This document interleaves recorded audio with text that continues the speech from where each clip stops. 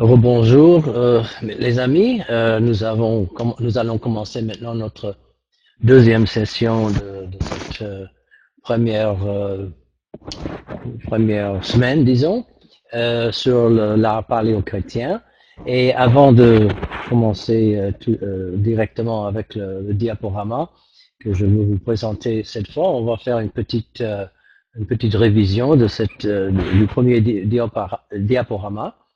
Les images, disons, de l'Antiquité chrétienne sur les sarcophages et aussi dans les catacombes de Rome. Et voilà, nous avons vu trois catégories d'images. Les images symboliques, comme le poisson, qui est ce qu'on voit, c'est un poisson, mais ce poisson, dans un contexte chrétien, fait penser au Christ ou à d'autres aspects de la foi chrétienne. Il y a en forme humaine, anthropomorphe, ou en forme non humaine, poisson, encre. Deuxième catégorie, des images tout à fait courantes dans la culture gréco-romaine que les chrétiens ont vues, ils les connaissaient comme les païens, et ces images pourraient être vidées de leur signification païenne et une signification chrétienne pourrait remplacer celle du paganisme. Et le bon pasteur, Endymion ou Orphée sont des exemples de cette sorte d'imagerie. Il y a d'autres images de vraies personnes, des personnes historiques, soit dans l'Ancien Testament, soit dans le Nouveau Testament. Si c'est dans l'Ancien Testament, comme Jonas ou même Adam et Ève, nous allons voir, ces types, on utilise le mot typologie, ces images de l'Ancien Testament font penser à un événement du Nouveau Testament. Et nous avons vu avec, par exemple, le baptême du Christ, nous avons des images directement de personnages, Jean-Baptiste, le Christ, Marie, dans le Nouveau Testament. Nous avons aussi parlé au début de cette dernière session de la théorie de l'hostilité des premiers chrétiens, paléochrétiens, envers toutes les images, basées sur le second commandement. Les Juifs eux-mêmes ont refusé, supposément, selon cette théorie, ont refusé toute imagerie. Et les premiers chrétiens, puisqu'ils étaient des convertis juifs, ils ont apporté avec eux cette mentalité de rejeter toutes les images basées sur le deuxième commandement. Le mot anikonie, nous avons parlé de ça, de ce mot qui veut dire que les premiers chrétiens n'avaient pas d'image, tout simplement les murs étaient blancs ou sans image.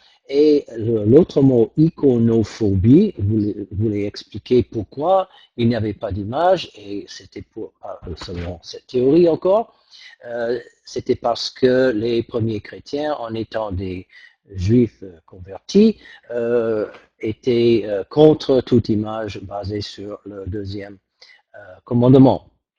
Alors dans cette session maintenant, nous allons voir deux choses, une synagogue et un baptistère chrétien, évidemment,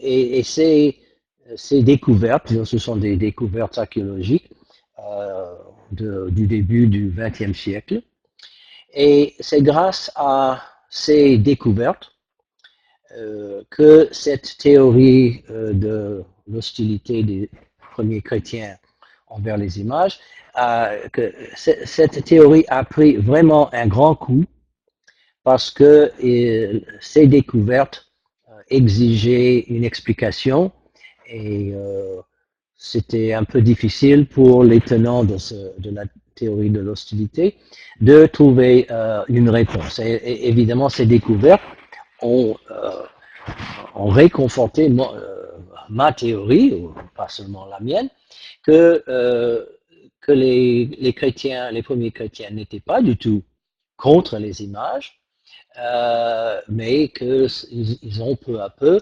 adopté, encore les deux mots, adopté et adapté les images de toutes sortes, symboliques et non, pour exprimer leur foi. Alors, nous allons commencer maintenant avec ce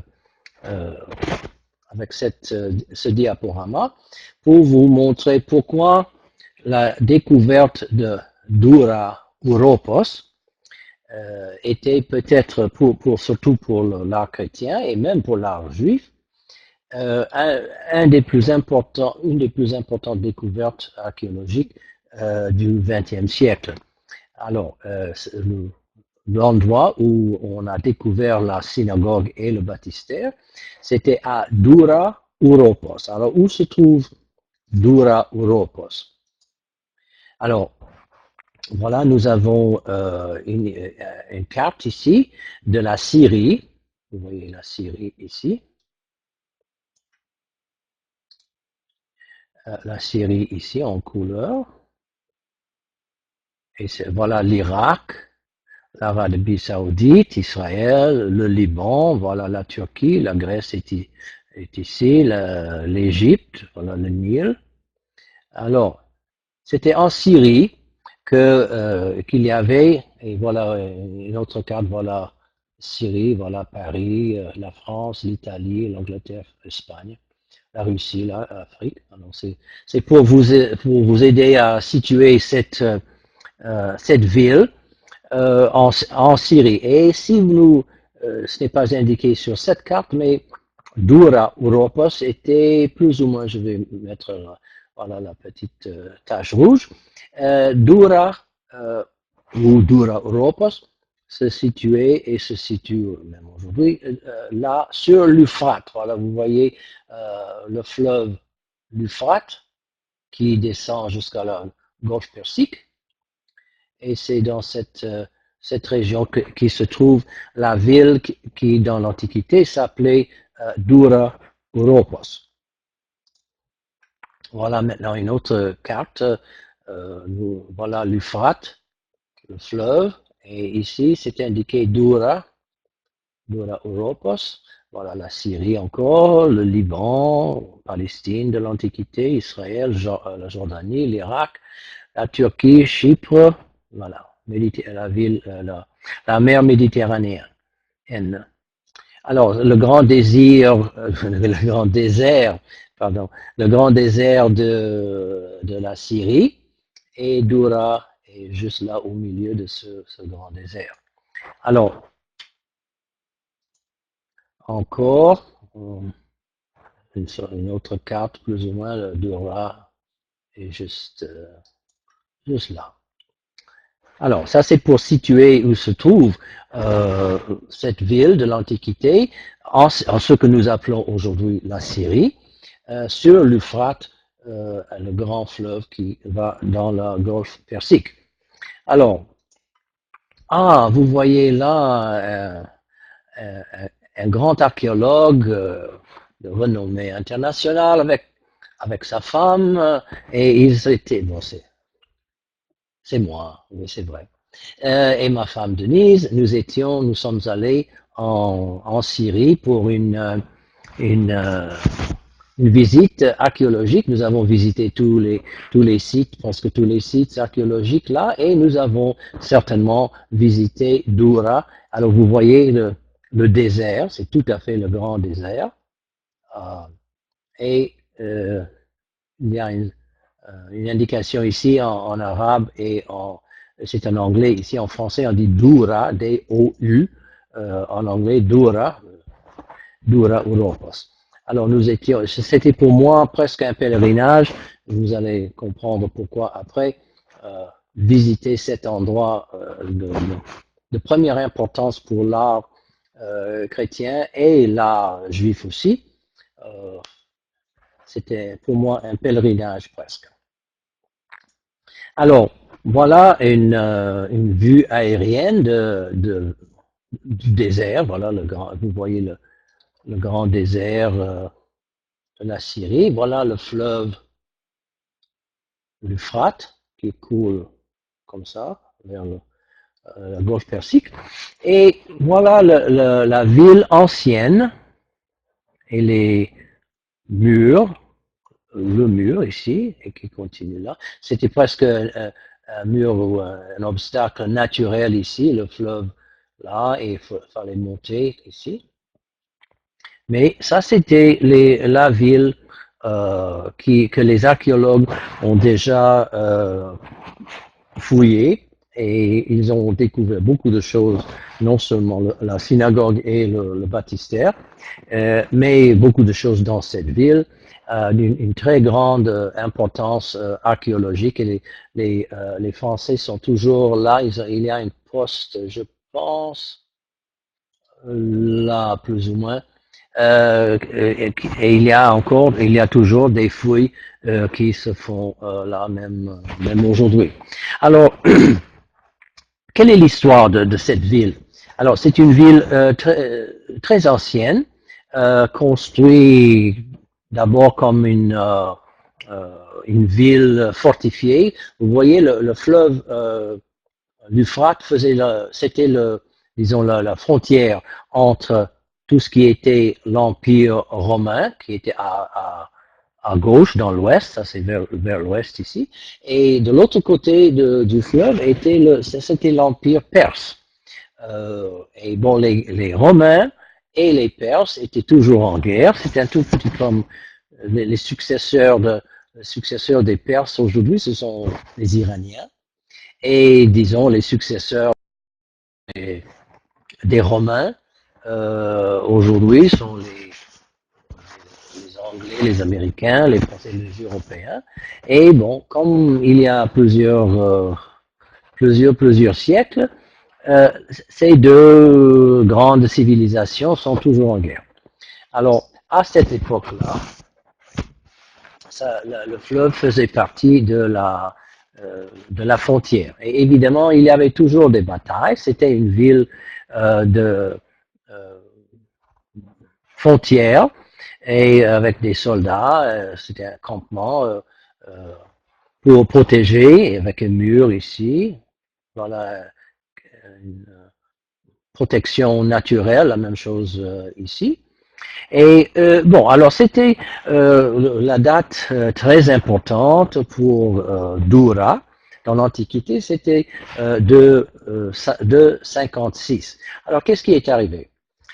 Les Perses, ici, ont décidé d'attaquer la ville romaine et d'aller dans l'Empire romain, et évidemment, faire grandir leur empire. Alors ils ont traversé la ville pour attaquer de ce côté, le côté occidental. Et le mur, il y avait un grand mur ici, et ils ont attaqué la ville, et malheureusement, pour les Romains, c'était bien pour les Perses, mais les Perses ont pris la ville en 256, tout à fait pendant notre période paléochrétienne, et ils ont détruit toute la ville et ils ont laissé ça à l'abandon après 256. Et jusqu'en 1920, les années 20 de ce siècle, du XXe siècle, la ville a été couverte comme ici, avec du sable, de la terre. Rien n'était là. Les gens ne savaient pas vraiment. Et les savants savaient que ça existait parce que la ville est mentionnée dans les textes de l'Antiquité, mais la ville elle-même a été perdue dans le sable, en dessous du sable depuis des siècles. Alors, la Première Guerre mondiale, nous avons, qui était en guerre, bon, les Anglais et les Français, et certains pays arabes ou au moins alliés avec les Turcs. Alors les Anglais, pendant la Première Guerre mondiale, ont pris cette terre, ce qui était le désert, mais ils savaient que quelque chose était là en dessous. Et un soldat britannique qui marchait ici est tombé dans un trou. Et dans ce trou, il a vu des images peintes, des fresques, et bon, tout de suite, il a signalé à son général qu'il avait découvert quelque chose d'assez important pour l'archéologie. Alors, après la Première Guerre mondiale, la France et l'Angleterre ont divisé le Moyen-Orient. Les Français ont pris le Liban et la Syrie. Donc, toute cette région-là était sous mandat français. Et les Britanniques ont pris Palestine et la Jordanie. Alors, après la Première Guerre mondiale, les Français, avec l'aide des Américains, ont commencé à fouiller dans cette ville de Doura, et parce qu'ils savaient que il y avait quelque chose d'important là, et ils ont essayé de trouver et mettre à jour, mettre en vue de tout le monde, ce qui était en dessous du sable. Alors, voilà, vous voyez, ce qui va être important pour nous est ici selon ce mur qui a finalement cédé à l'attaque des Perses en 256. Alors, continuons. Voilà encore une autre vue schématique de la ville après les fouilles archéologiques. Voilà l'Euphrate et la berge ici, la rive, et les Perses ont attaqué ici. Et nous avons, vous voyez juste là, c'était la porte de Palmyre. C'était ce chemin vers l'Occident, vers l'Ouest, menait à la grande ville de Palmyre. Alors, tout le monde entrait du désert, ça c'est le désert, tout le monde entrait par cette grande porte de Palmyre et pouvait aller, et vous voyez, c'est presque comme une ville moderne, très rectangulaire, très schématique, à l'angle, aux angles droits, les rues. Et nous voyons, voilà ce qui est important pour nous, nous avons juste ici, dans cette section jaune-là, et ici, nous avons là, la synagogue a été découverte, et dans l'autre, presque très proche, vous voyez que c'est seulement deux rues séparées, la synagogue ici, du baptistère là-bas. Et bon, les autres, il y avait beaucoup de temples païens, des baraques pour les soldats, des magasins, toutes sortes de bâtiments gouvernementaux. Mais ce qui nous intéresse, c'est les deux découvertes de la synagogue là et du baptistère ici. Alors on va regarder, voilà une autre. Un peu la même chose. Ici, c'est indiqué porte de Palmyre. Ça, c'est le chemin qui mène à Palmyre. La synagogue, là, et la maison et le baptistère chrétien, juste ici, des deux côtés de la porte. Alors, ils étaient l'arrière de ces deux bâtiments, de la synagogue et de l'église maison chrétienne, était juste contre le mur. Alors, ils devaient faire face, ou faire dos, disons, à l'attaque perse en 256. Alors, on continue. Oh, un peu la même chose, nous avons déjà vu ça. Alors, ici, voilà, c'est un dessin de selon les archéologues, ils pensent, voilà le grand mur, et les Perses ont attaqué de ce côté-là.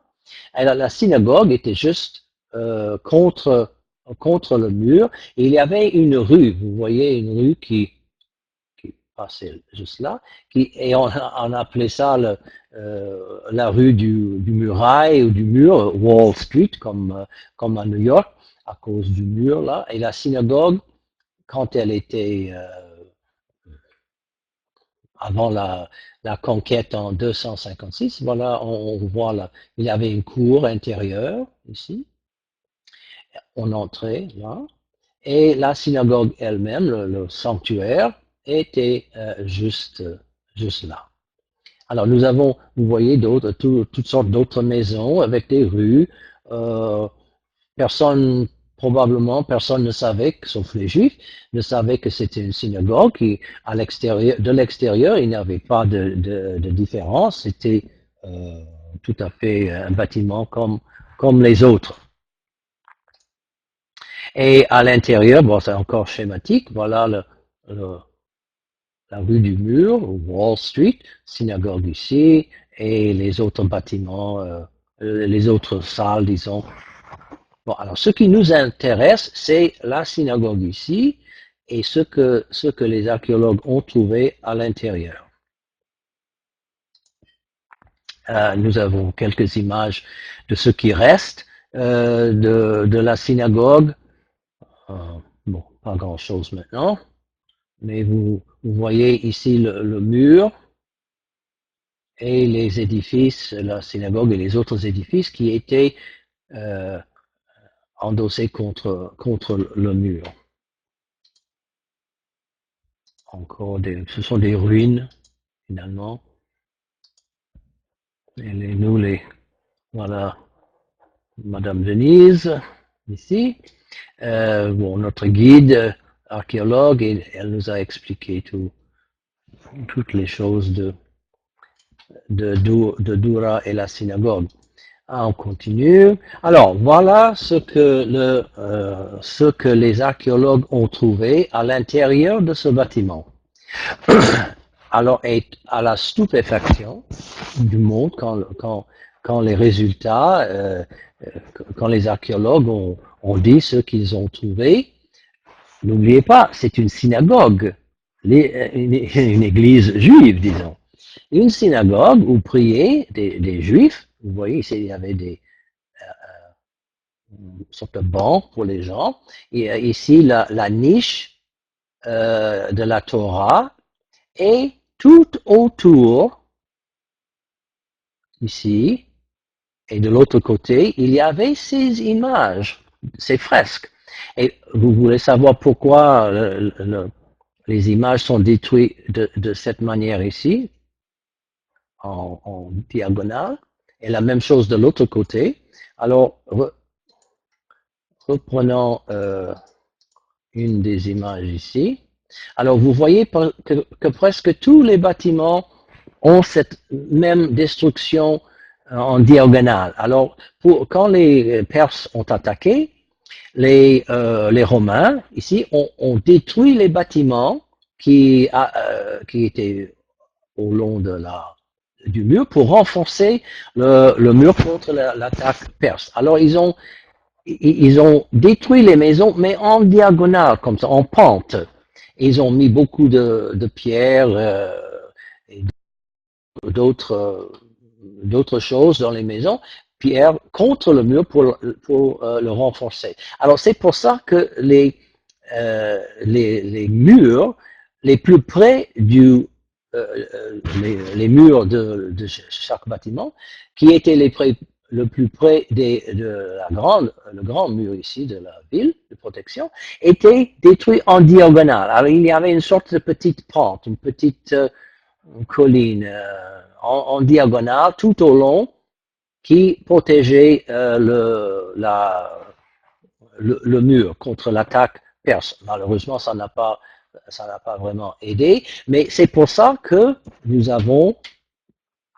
voyons dans la synagogue, nous voyons, ça c'était le mur, ici, le mur contre le dos contre le mur de protection, et la destruction a été faite en diagonale comme ça. Alors, on peut imaginer que dans cette section ici, et la même chose de l'autre côté, de ce côté, et dans le mur qui fait face à la niche, il y avait aussi tout autour des images.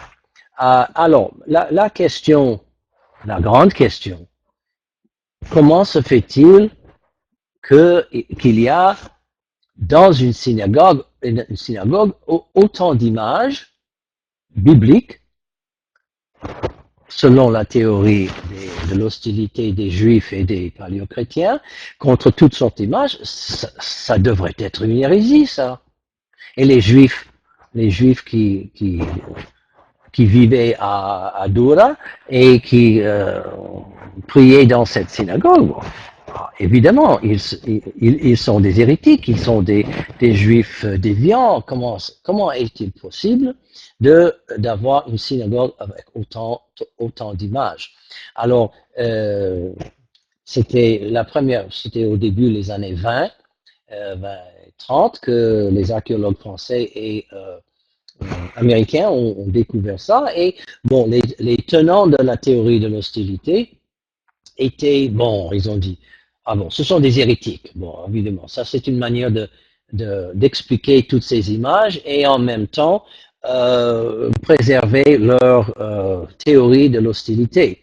Le seul problème, c'est au fur et à mesure que le XXe siècle progressait, les archéologues ont découvert d'autres synagogues en Israël, ou ce qui est aujourd'hui Israël, en Palestine à l'époque, d'autres synagogues avec d'autres images. C'était beaucoup plus difficile pour les tenants de la théorie de l'hostilité de maintenir leur idée que tous les Juifs étaient depuis toujours hostiles aux images, même dans une synagogue. Ici, même autour de la niche, nous allons voir certaines de ces images, autour de la niche, ce n'était plus suffisant de dire, bon, ils étaient des Juifs hérétiques.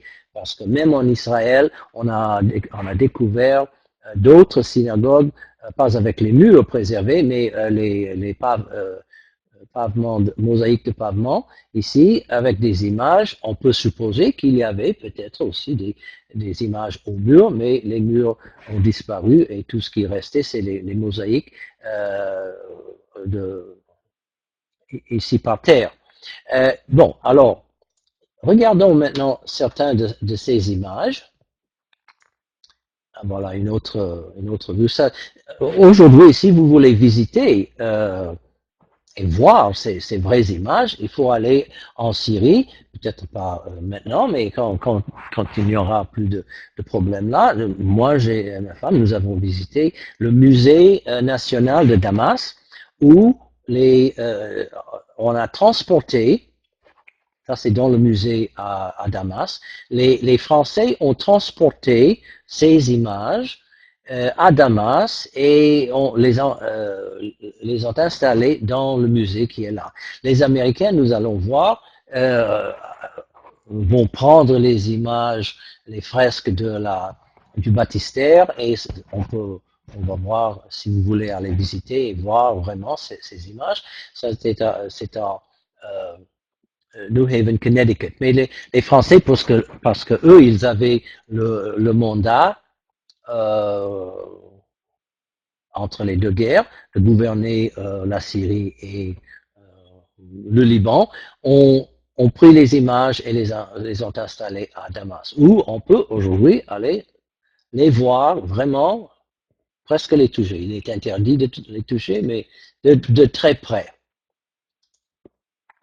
On a une autre schéma. Là, vous voyez ici la niche, les bancs tout autour, et la destruction. Vous voyez la ligne en diagonale ici, où la destruction a été faite, et les autres images, nous les avons. Alors, vous pouvez imaginer ici tout cet espace, et cet espace-là, et le mur que nous ne voyons pas, qui fait face à la niche, tout ça était couvert de fresques. Alors, qu'est-ce que nous voyons ici? Ça, c'est le mur de la niche. Voilà ici la niche de la Torah. Et tout ça, on va regarder comme ça un peu et ensuite on va les regarder de près. Ça, c'est le passage de la mer Rouge, Moïse. Ici, nous avons Élisée, le prophète, qui ressuscite l'enfant de la veuve. Nous avons la niche ici. Nous avons la princesse, la fille du pharaon, qui va sauver l'enfant Moïse, et d'autres images ici. La question, c'est comment est-ce que théologiquement, comment est-ce qu'on peut dire que les Juifs étaient contre toutes les images quand ils ont pu faire ils ont pu peindre une synagogue de cette manière, de toutes ces images bibliques. De vraies personnes, Moïse, David, Pharaon, le prophète et tous les autres, même le temple, nous allons voir, ils ont peint le temple. Le Messie, on va voir ça dans une seconde. Comment est-ce qu'ils ont pu peindre ces images si c'est vrai que les Juifs sont toujours, par principe, iconophobes, voilà notre mot, ils ont peur de l'idolâtrie de toute image basée sur le deuxième commandement. Évidemment, cette synagogue n'était pas aniconique, ça veut dire comme le blanc ici, sans image. Il y avait beaucoup d'images et soit les Juifs qui ont fait peindre cette synagogue, ils n'ont pas fait attention au deuxième commandement, ce qui serait un peu difficile à accepter, ou ils avaient une autre idée, et nous, plutôt les tenants de la théorie de l'hostilité, interprétaient mal l'attitude des Juifs de l'Antiquité envers les images et, par corollaire, par conséquent, l'attitude des premiers chrétiens. N'oubliez pas que la théorie de l'hostilité dit que les Juifs étaient iconophobes et aniconiques à cause du deuxième commandement. Et les chrétiens aussi. Mais quand les archéologues ont vu ça, et tout le monde, tous les savants du monde ont vu que, waouh, peut-être qu'il est nécessaire, et c'est tout à fait nécessaire, de changer notre attitude, notre compréhension des Juifs et des paléochrétiens envers les images. Et aujourd'hui, on peut dire que, bien qu'on entend et on lit souvent cette notion, le changement d'attitude des premiers chrétiens envers les images, pour ceux qui étudient la question, moindrement, on peut pas maintenir cette notion de l'hostilité des premiers chrétiens et les Juifs envers les images. Alors regardons de plus près. Alors ça c'est la niche de la Torah. La Torah elle est ici, le livre des 5 premiers livres de l'Ancien Testament, ce que nous disons, les chrétiens, Ancien Testament, pour les Juifs, c'est la Bible hébraïque, était là. Et regardez ici en haut, il y avait des images, et regardons de plus près pour voir ce qui était indiqué là. Alors, voilà, ça c'est une image du temple. Bon, évidemment, c'était pas vraiment ce qui était le temple de Jérusalem à l'époque, mais probablement en 256, les gens n'avaient pas du tout une très bonne idée de la forme réelle du temple. Alors ils ont fait une image symbolique du temple. Et ici à côté, la menorah, le candélabre à cette branche. Et ici, de ce côté, est-ce que vous pouvez identifier cette image. Il y a un homme, il porte ici quoi, un couteau. Il y a une sorte de, disons, autel, je vous le dis. Et si vous regardez de très près, vous allez voir qu'il y a un garçon sur l'autel. Et il y a un brebis ici. Alors, vous devriez pouvoir identifier Abraham qui est en train de sacrifier Isaac. Et voilà le brebis qui va remplacer, Dieu va le dire à Abraham de ne pas sacrifier, de ne pas tuer son garçon, et il va substituer cette brebis pour le sacrifice. Une chose très intéressante, c'est de voir que cette scène ici n'est pas dans la Bible. Ça, c'est Abraham Sarah, et c'est probablement une illustration d'une histoire dans la Midrash qui dit que le diable a transporté Sarah pour être témoin de la mort de son enfant.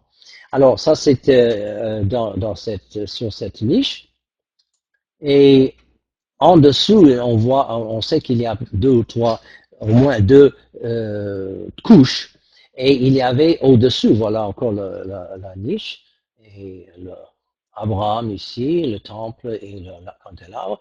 Il y avait un arbre dans la première couche avec un trône et une table ici, et en essayant d'identifier ce qui était en dessous, on pense qu'il y a l'arbre de Jessé, l'arbre ici, avec un trône. Vous voyez un trône ici, avec quelqu'un qui est assis, deux personnes à côté. Alors, on pense que c'est le trône du roi Messie que les Juifs attendaient depuis longtemps, et que c'était une manière de représenter leur espoir d'être sauvés à l'époque du Messie. Et ça, c'est un peu, on voit les plusieurs couches, ce n'est pas très clair ça, et encore moins là. Bon, alors, ici, c'est une meilleure vue, là. Voilà le roi Messie, les deux personnages ici à côté, et le roi Messie assis sur son trône dans cette époque messianique. Alors c'est très intéressant aussi de noter comment les Juifs, ils n'avaient pas peur de faire une image du Messie. Évidemment, pour eux, ce n'était pas Jésus, mais quand même, ils ont représenté cette personne qui serait pour eux le Messie. Ah, maintenant on va regarder certaines autres images. On peut, on peut interpréter presque toutes ces images comme des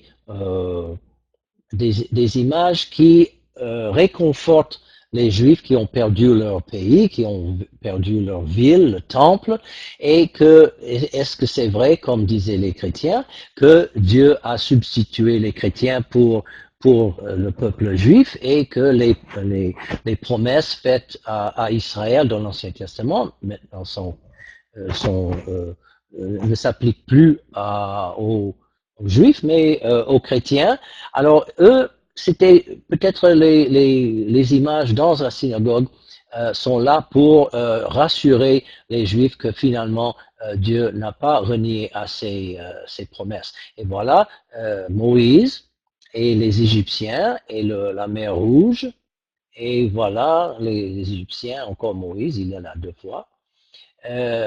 Avant et après le passage de la mer Rouge. Et vous voyez la main de Dieu qui indique que c'était Dieu qui a agi à cet événement pour sauver son peuple.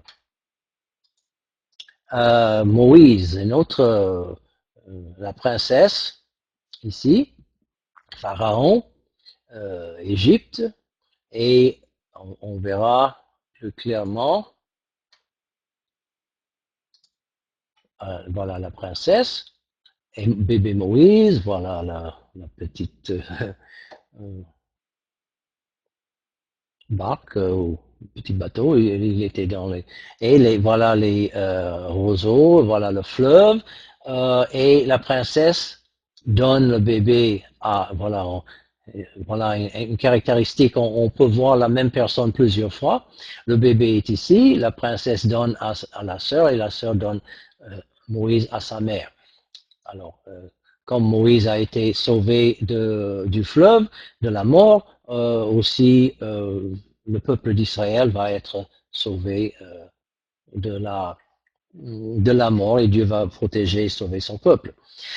Alors nous avons aussi autour de la niche quatre images des prophètes, et parfois il est un peu difficile d'identifier exactement qui est chaque prophète, mais vous voyez, il n'avait pas peur non plus de représenter peut-être Ezra qui lit la loi, tout à fait un vrai personnage historique de l'Ancien Testament, et il, il serait un peu difficile, une image comme ça pourrait se trouver tout à fait dans une église. Là.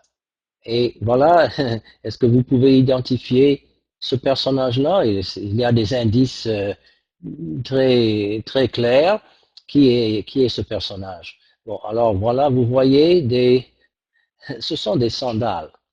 Ils ont, ils ont l'air de bottes, mais bon, symboliquement, ce sont des choses qui vont aux pieds. Alors voilà le buisson ardent et la main de Dieu qui indique la présence de Dieu qui parle à Moïse. Alors ça c'est Moïse, voilà, une icône, on peut dire presque, de Moïse avec des indices pour nous montrer, pour l'identifier. Un autre prophète, je ne vais pas, bon voilà, une image du temple, le temple restauré, le Jérusalem restauré. Et vous voyez l'image, la forme du temple, ce n'était pas du tout ce que nous savons aujourd'hui. Nous connaissons aujourd'hui la forme du temple à Jérusalem, soit de Salomon ou de Hérode. Et bon, ils ont tout simplement utilisé la forme d'un temple grec pour identifier le temple de Jérusalem. Alors, nous avons une autre, une autre histoire, voilà l'histoire d'Esther, comment une reine, la reine juive, a sauvé son peuple contre un méchant, et le roi, voilà Esther. Notez une chose très intéressante, il y a deux sortes de styles de vêtements. Il y a le style gréco-romain ici, et le style perse, avec des pantalons. Les Gréco-romains ne portaient pas de pantalons, ce sont les barbares qui portent des pantalons, des Perses. Mais on a mélangé dans ces images ces deux styles, le style romain avec toge et tout ça, et les pantalons avec la coiffure perse. Encore, ça continue l'histoire d'Esther et de Mardoché. Les deux styles, voilà, gréco-romain, ici style perse.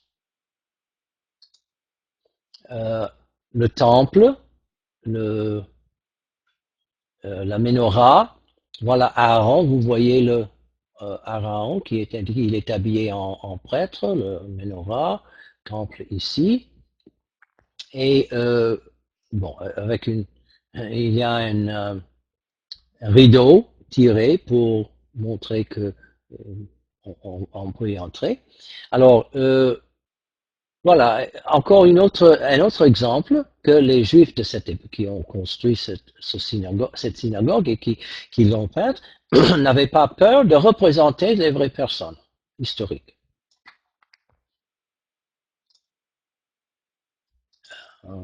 Voilà, ici, Samuel, voilà Samuel, qui oint David, le roi qui va, dont le descendant va être le Messie.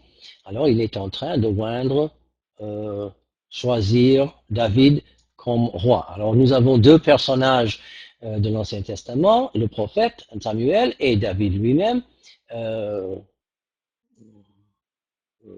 représentés en image. Évidemment, les Juifs ne pensaient pas que c'était les Juifs qui ont peint cette image n'ont pas pensé que c'était une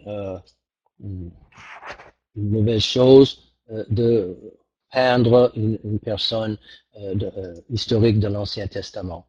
Je veux, voilà le prophète Ézéchiel, son histoire, il est en train de prêcher dans la vallée d'Ossements, et Dieu lui donne l'ordre de prêcher, il prêche, et il y a un tremblement de terre qui n'est pas dans la Bible, la montagne s'est fondue, et ça aussi ce n'est pas dans la Bible, c'est une forme qui vient du Midrash, des histoires brodées, disons, de la Bible.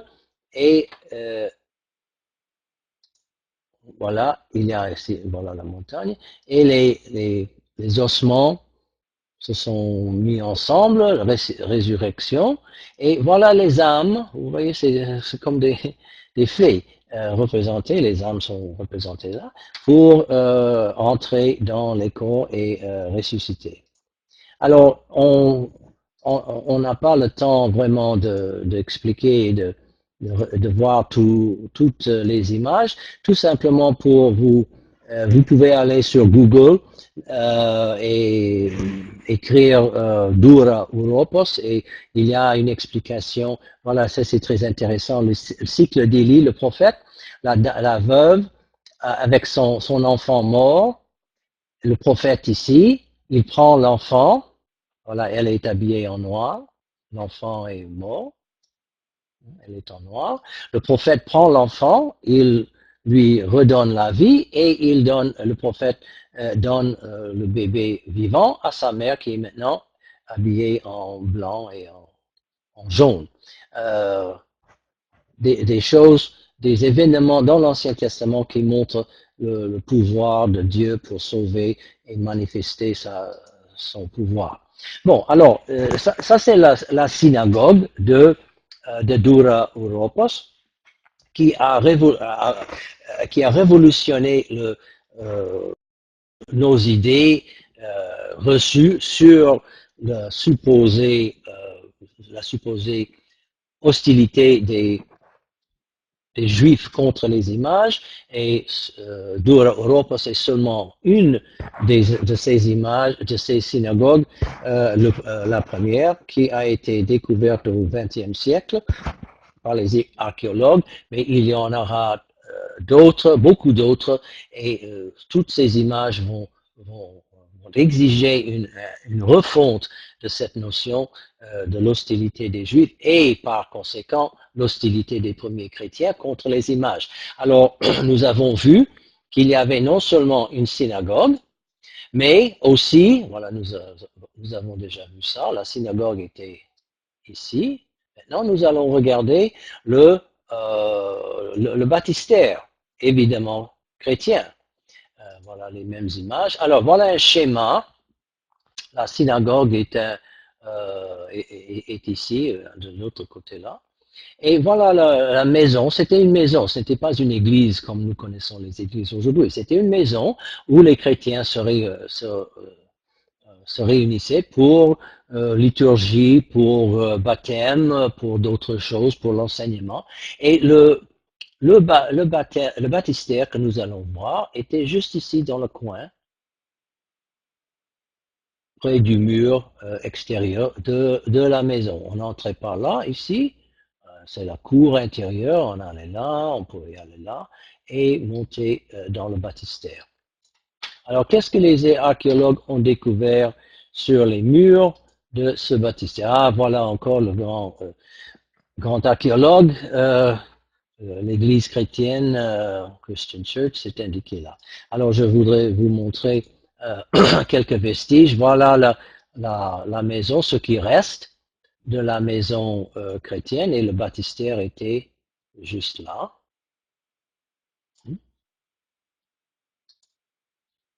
Ah, encore l'archéologue, les autres gens de la... Vous voyez la porte de Palmyre était là, et le baptistère était à cet endroit-là.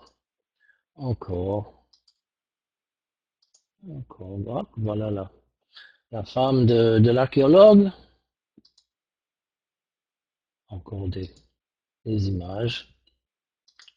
Et vous pouvez, si vous voulez, aller en Syrie visiter les fouilles. Alors, qu'est-ce que les archéologues ont trouvé? Je voudrais montrer une... Ah, voilà. Ça, c'est ce qu'ils ont découvert. Et ces images-là, vous pouvez les visiter à Yale University, New Haven, Connecticut. Les Américains, comme j'ai dit avant, ont pris ces images et ont reconstruit dans le musée ce qui était le baptistère dans la ville de Dura-Ropas. Alors, vous voyez, nous allons voir ces images ici, là et ici. Et on va voir les images que nous avons déjà vues ailleurs dans les catacombes, et les mêmes catégories d'images. Alors, qu'est-ce que nous avons ici? Il faut vraiment, on dit ici que c'est la guérison du paralytique. Voilà une image de Jésus. Voilà le paralytique, il porte son grabat. Et c'est très difficile de voir, mais il est en train l'action va de la droite vers la gauche. Alors ici, il est guéri, et là, il, il est couché sur son grabat. Le Christ le guérit ici. Alors encore, nous avons des chrétiens qui n'avaient pas peur de faire une image du Christ, et d'autres personnes du Nouveau Testament.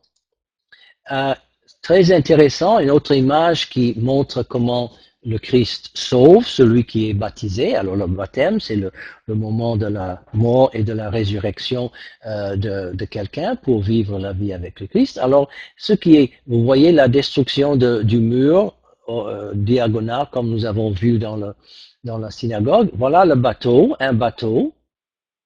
Et voilà deux personnages, deux hommes. Il y a un homme là, il y a un autre homme ici. Alors, on va faire un zoom. Où est le zoom sur...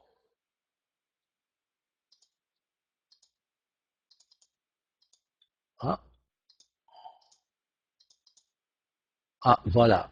Alors, ici, nous avons un homme qui est plus bas que l'autre. Il y a cet homme dont la tête est coupée. Sa main touche, était, essaie de prendre la main de l'autre homme. Et évidemment, ça c'est le bateau, et Saint-Pierre, en voyant le Christ marcher sur l'eau, a dit, oh, je vais, Seigneur, je viens. Alors, quand il a vu qu'il marchait aussi sur l'eau, il a commencé à tomber, et le Christ l'a pris. Alors, nous avons cette image du Christ qui sauve quelqu'un, dans ce cas ici, Pierre, et appliquer cette image dans un baptistère indique que le Christ aussi va sauver la personne qui va être baptisée. Retournons un peu ici. Alors, regardons le bateau est ici. Vous voyez comme ça, la destruction diagonale, et le bateau et le Christ et Saint-Pierre sont juste là. Qu'est-ce que nous voyons ici? C'est très intéressant, très vieux comme image, mais et j'essaie de faire un zoom ici.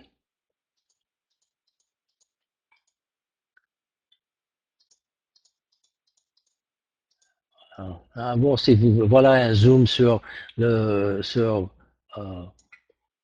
le bateau, voilà Pierre et le Christ ici. Je pense qu'il y a un autre, oui, un zoom sur le bateau, la même chose. Bon, voilà un zoom, voilà Pierre et le Christ qui le sauve de la mer. Il y a, on va regarder cette autre scène.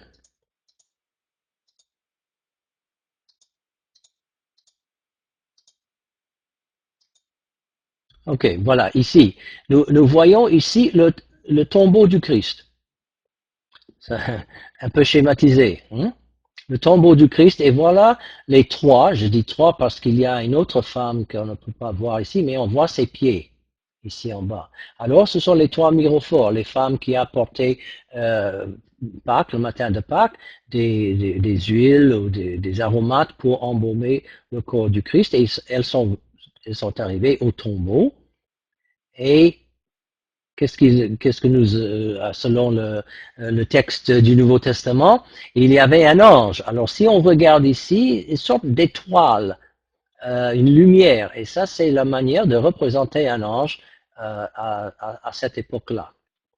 Alors, nous avons ça, le tombeau du Christ, et les trois mirophores, encore témoins de la résurrection du Christ. Alors ici, dans cette niche, presque comme dans la niche de la Torah, mais c'était le baptême faisait là, c'est comme un baignoire presque. Alors ici, on va voir un bon pasteur, et ici en bas, vous voyez Adam et Ève. Alors le début de l'histoire humaine, la chute, et ce qui va renverser la chute, l'incarnation, la vie et la résurrection du Christ, et comment ce salut va être appliqué à chaque personne par le baptême. Alors nous avons le bon pasteur qui représente évidemment le Christ aussi. Un zoom sur le bon pasteur, un zoom aussi sur Adam et Ève. Et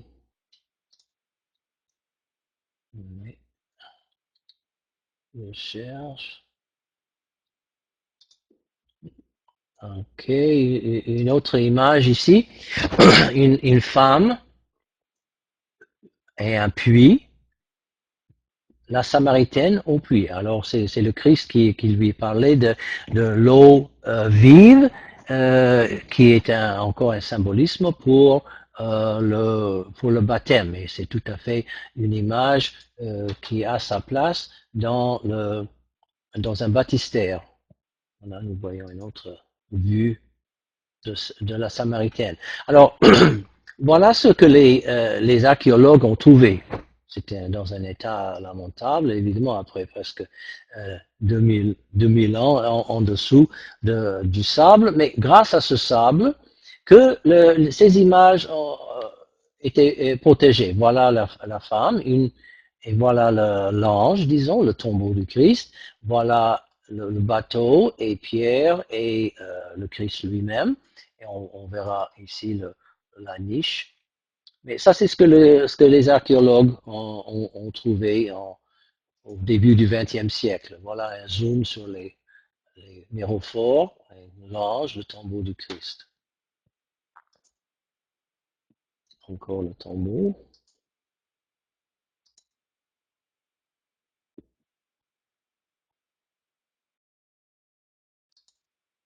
Et nous sommes arrivés à la fin de ce diapo et de cette session, et je voudrais vous rappeler comme l'importance de la découverte de Dura Europos et la synagogue, avec des fresques partout à l'intérieur, et aussi très près le baptistère. C'était en l'an 256 que la ville a été détruite. Ça veut dire que ces images avaient été peintes peut-être 20, disons, ou à la limite 20 ans avant, 236, les 240.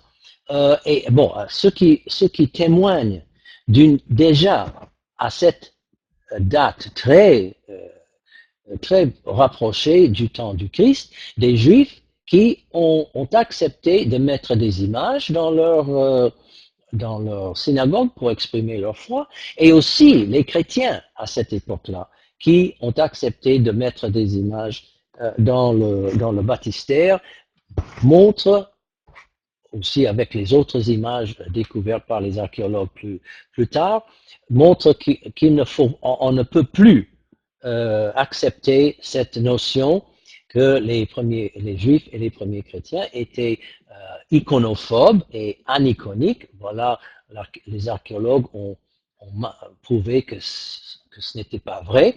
La question, c'est jusqu'à quel point est-ce que ces images et l'activité artistique des chrétiens pour exprimer leur foi en images, en lignes et en couleurs et en formes, jusqu'à quel point est-ce que ça remonte vers le premier siècle, vers les apôtres eux-mêmes? Bon, moi, je suis confiant que quelque part en Israël, en Égypte, en Grèce, en Syrie, il y a des preuves tangibles qui vont manifester, qui vont prouver que oui, quelle que soit la forme de leurs images, les premiers chrétiens ont proclamé leur foi non seulement en prêchant, en parlant par la parole, mais aussi par les images. Et voilà le fondement de toute la tradition iconographique du christianisme qui éventuellement, nous allons voir ça, qui va nous amener vers ce que nous appelons l'icône d'aujourd'hui. À bientôt, à la prochaine.